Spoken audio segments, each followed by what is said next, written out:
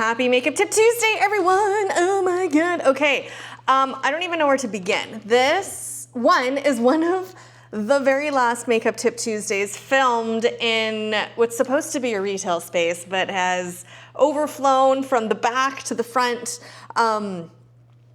With onboarding with PharmaSafe, building the fan kits, you name it. We're not even moved in yet. We're getting new desks for the logistics space so Jessica and I can like work properly in there, shelving and all that. So we will probably, well no, not probably, we will be shutting the retail space down for a day or two so we can move everything in the back over to the new logistics, and then we're making the back a really bougie studio area for lessons, for Zoom consultations, for Zoom lessons. It's very exciting. So, and tonight I'm actually filming a very special video. I don't know if I can talk about it, so I'm not going to. I'm just gonna say I'm very, very honored to share my story and to help inspire youth and humans all across North America. So it's very exciting. So I thought today I would do my makeup, of course, using the fan kit, but this isn't a dedicated Makeup Tip Tuesday for the fan kit. I am gonna recreate the look that I created for the Rise Awards when I was the finalist for Women of the Year in Kelowna with the Kelowna Women in Business. So freaking honored. And I got a lot of compliments on my makeup. I did this live in my bathroom. So some of you that were watching, you guys will see the steps in depth, or you can go back and watch this. But it actually, I'm using products that are in the fan kit. So I'm gonna be using the blue grit stick. Whoops, that's upside down. I'm gonna be using the blue grit stick with, I'm gonna glitter glaze with the gold, sorry, champagne gold GlitterEnvi that's found in the Bombers fan kit. I'm gonna be setting my corner with Romance, AKA Cranbrook. I'm gonna be doing my bottom with Sky Blue, setting the center of my lid into my inner corner with Sunbeam, and that's when I'm gonna be glitter glazing with DePuff Prime and our champagne gold GlitterEnvi that is found in the grit kit. So this kit isn't just for fans, you can also use both, all three of these sticks and the glitter on your eye to create a really epic makeup look. So let's get started. So step one is DePuff Prime. And I don't know where I put mine, so we're gonna just see if we can find it. No, we can't. So we're going to be using, we took the Bolly out, so it takes it's a lot faster to get that. You can, if you prefer to have it come out quite fast, you can take your ball out of your DePuff Prime. Or if you're using it in your kit, take that out, and then you don't have to worry about sanitation, because ideally that's to roll top and bottom. We had our touch base with Portia Ella last week, and I taught them how to do the glitter eye using the white grit stick, and then how to use DePuff Prime as your mixing medium to create a really epic colored gel liner with any of our art shadows. I will probably, of course, do that one for Makeup Tip Tuesday because I got a lot of comments when I did it the next day. I was so inspired by those colors. But DePuff Prime is one of their new makeup artists' favorite products. She's like, no matter what I'm using, it makes the product, the shadows stand out, more punchier, and it makes it stay all day. So not just for mixing with MisMacK, it can be used with all different clean brands. So, okay, we're gonna let that set, let that get damp, not damp, let it damp down till it's tacky. I'm gonna go in with my salmon. As you all know, we can't live without her. And yes, I keep promising you to post that video from the Grey Cup of me not doing this step and showing you what it looks like when you don't do it. I did find it, I did download it. But with everything that's happening with posting for the fan kits, she's been a bit busy. Okay, so setting this, making sure that it's opaque all the way through and up. Of course, we're doing our eyes first. So I'm not spending too much time on this. We're getting it in there and all the nooks and crannies, going in circular motion. I always start, because remember, your darkest spot is your first touch point, okay? The most pigment application. So I like to go into this little section first, get that neutralized, blend it out onto my lid, and then blending up into my brow, okay? can blend this off. I'm going outside of my guides. I'm just like blending it all around because there's nothing on my skin besides my skin prep. No foundation yet. Okay, not taking too much time there. This is where it gets fun. We're gonna take the blue, the Bomber's Blue Grit Stick, and yes, $3 from every fan kit sold goes to Kidsport Manitoba. Amazing. We are so proud and honored to be, again, partnering with the Winnipeg Blue Bombers on this amazing fan kit, changing the game. I'm clearly not prepared with my brushes. Hold, please. Oops, that's my chair. Okay. Watch it go down. Okay. And back to our regularly scheduled programs. Okay, how you open your new grit stick is you want to just twist the lid. There's a seal here that says Grit Up Canada. We're twisting it and we're popping it off. Now, it is colored eye black. The grit sticks are called grit sticks because it's a big debate on if it's colored eye black, is it still considered eye black? So Katie was talking one day in the back and we were like, she's like, well, what about the grit sticks? And Jess was like, wait a minute. You just called them grit sticks and I love it. So that's where the name call came from, was Katie actually, it just came out of her mouth one day. We're like, oh my God, that's exactly what they are. Because there's like a really beautiful clean wax in them, I can never say the word, they're really grippy compared to any makeup product for the eye or a cream base that's usually a silicone base that's really slippery that you really have to set it. So with the grit sticks and our eye black, the clean natural waxes, and there's vitamin A in it, really grips to the skin. And so once we set this, it does not move. It's such a fascinating, I'm so proud of these. Like, I can't even tell you how proud I am of creating and pivoting. It's so funny. This is actually something that I don't even think the team knows. So when I was doing my wish list of MisMacK, I wanted these paint pots and I wanted them in like these two, like, you know, like the watercolor paints, and they're in that little metal paint tube. That's exactly how I saw these paint pots for makeup. You can use them anywhere. You can use them for all sorts of different things. And I started seeing a lot of brands start doing them, and like the texture wasn't there. We just couldn't nail, we just couldn't actually nail the consistency. They would dry out too fast, so we just moved on. It was like, that wasn't meant to be.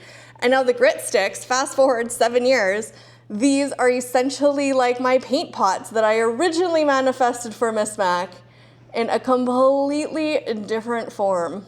How cool. Okay, so I'm just applying this on my lid. Now I'm getting in that little area here so it comes up over that puff and blends off onto my orbital bone, okay? That's how you're gonna get that pushback and it opens up the eye. If I just have this right on my lid space, it's gonna cut it off. So I'm gonna lightly feather this up. When in doubt, take a clean, large crease brush and buff your edge. If you over buff your edge and you take the product off, you can go back in and lightly tap it to fill in that gap. Okay, step one.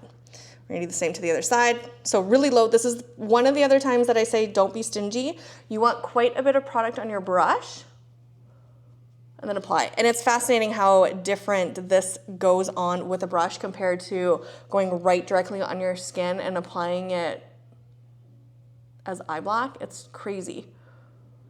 But you definitely need that shadow underneath it. If not, the waxes are gonna warm up with your natural oils and you're not gonna get that staying power. It will probably crease.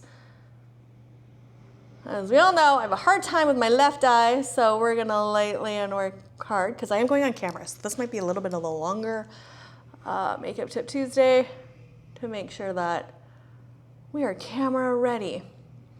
And this one's just gonna be about the eyes, guys, okay?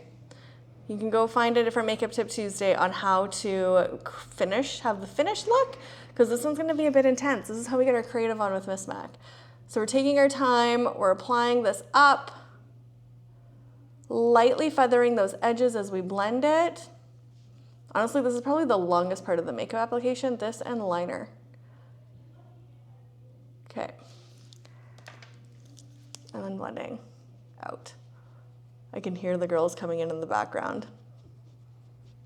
So I apologize if Lulu starts. This is why we need, Jessica and I are so excited to have an office. All right. So we're gonna go back and forth. We wanna make sure that the opaqueness is the same on both sides. So opaque meaning the density of the pigment.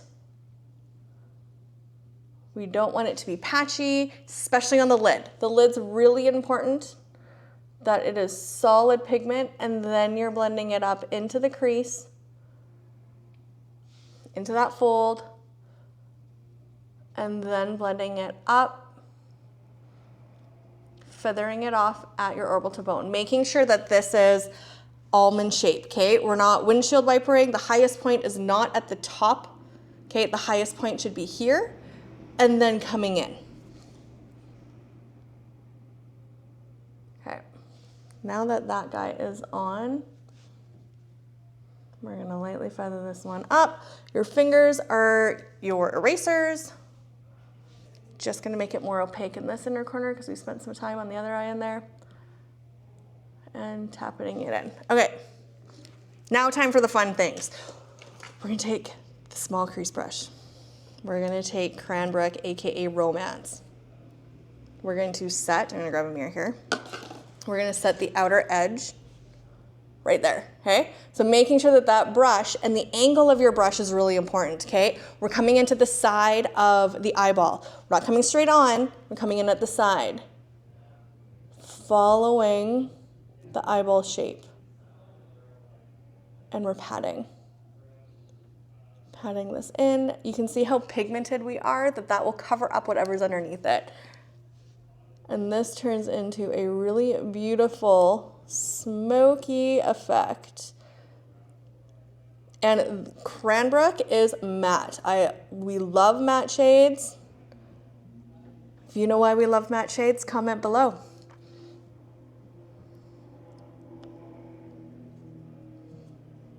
And we're patting this in, making sure that it's set. So every time I pick up, I'm applying in that same exact spot. We're tapping that in. And then blending up. Now, again, remember your fingers are your erasers. She is a very pigmented pan, okay? Which is really important why we want to make sure you're doing your eyes first with this look. Lightly feathering this up. Okay, now we're gonna do the same to the other side. I know this color combo seems crazy. Originally, I was gonna do sky blue when I was doing my live, and Mick and I decided that we're going to brighten it, because right now it's quite dark. So if we were to go in with a darker highlight, it would keep that sort of smokiness, but I wanna add that punchy and I wanna add that contrast. So going in with Sunbeam, AKA Barkerville,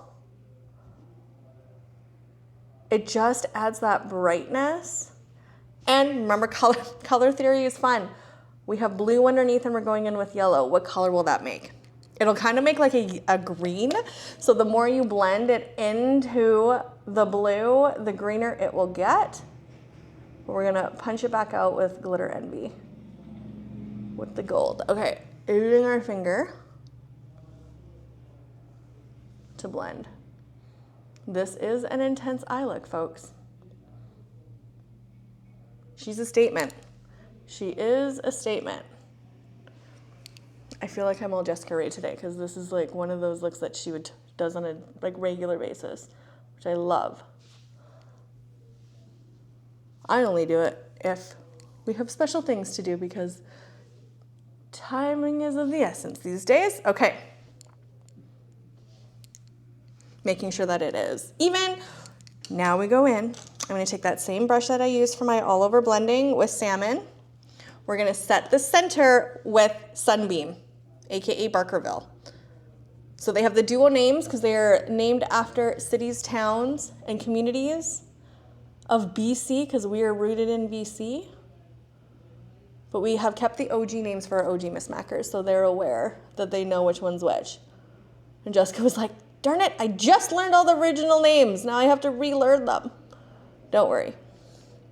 We kept the original names for you. Okay. So you can see how pigmented that is. Starting in the very center of my lid, I'm patting that in, and then little circles buffing it into that blue. Coming down into that inner corner. And I am gonna leave my inner corner more of the dark blue.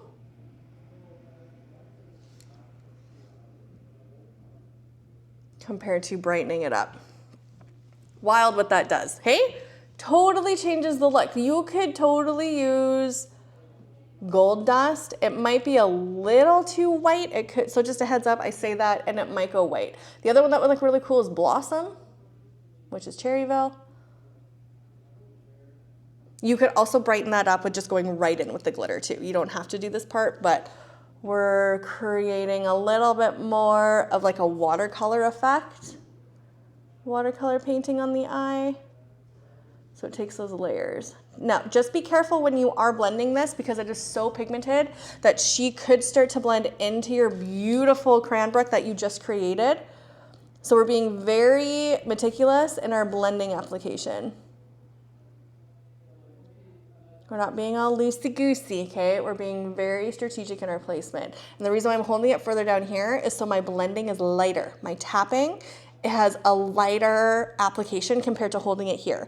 When I'm applying my first layer, I'm making sure I'm holding the brush by the ferrule. Now that I'm blending my edges more, I'm holding it more on the end of the brush. So it's a lighter application onto the lid. And I can blend it beautifully without moving it too far into that inner corner or into Cranbrook. If you have creasy lids, make sure that you're really going in with a security blend right in that fold of your lid, going into your crease.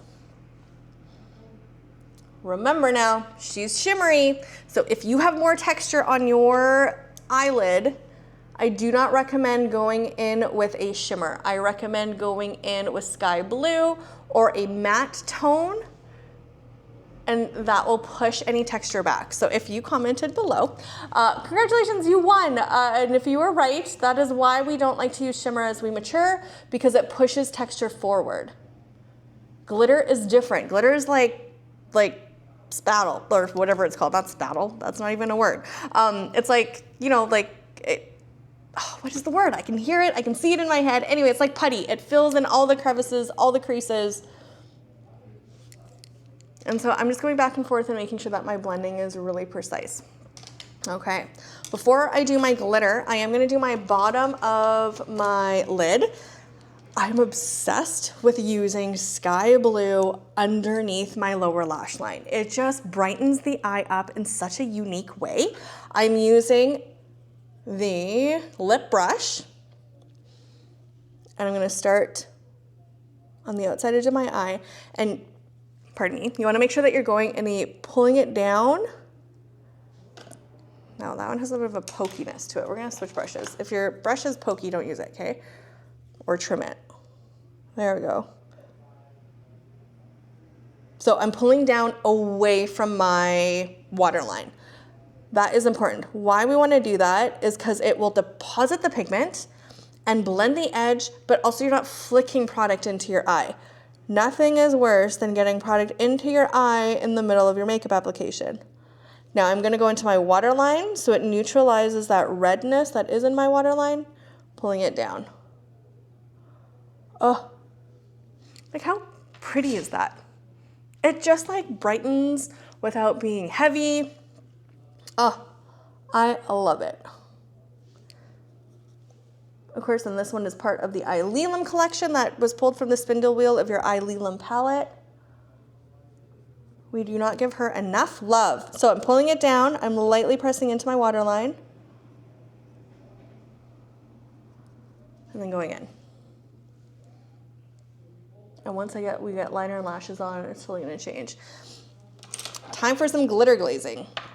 When she is yours, I've been a little lazy lately, I'm not gonna lie, and I have rolled right onto my lid. Don't recommend it if you're using the roller around your eye, because glitter does get on the roller, so just don't do what I do, but you can. That has been what I have been doing lately. So if you're using it just as glitter glazing, you can totally go directly onto your lid. If you're using it as a skincare item, depot it and then go right in is the best. So we're gonna use a detailed brush. We're going to sparingly grab it onto the brush and we're going to tap this into the center of the lid. You can almost see, you can't even see product on there. We're gonna use that same brush. We're gonna grab our champagne gold. We're gonna tap and we're gonna press this over the DePuff Prime. The wetter DePuff Prime, the more intense the sparkle is gonna be. So I just want it to be a glaze, so I'm lightly tapping just over, and I am gonna blend this a little bit down into my inner corner. I'm taking it up over my crease, so when you look straight, you can see that halo of glitter. I'm doing the same to the other side, lightly grabbing, pulling down. So I'm not oversaturating my brush, I'm pulling the DePuff Prime down and then loading my brush, just like how we do our foundation. And we're tapping over that area. No wiping and swiping because we don't want to disturb the shadows that we just worked so hard to blend. Go right into your glitter, tap it off, and in the center of the lid, you're gonna start tapping. Remember, your first touch point is always gonna be your more intense area. So we wanna start in the center and work our way out and up and around, like so. Okay, awesome. All right, we are going to finish this look with some liner and some lashes. Because we're already at 20 minutes, I'm sure that you're like, okay, we get it. We do have someone at the door because this is why we actually need the office to be ready. So I hope you guys enjoyed this. I am gonna go and complete this now off screen. And happy Makeup Tip Tuesday. Welcome to Sports Color Cosmetics. Please like, share, subscribe, and we will see you next week.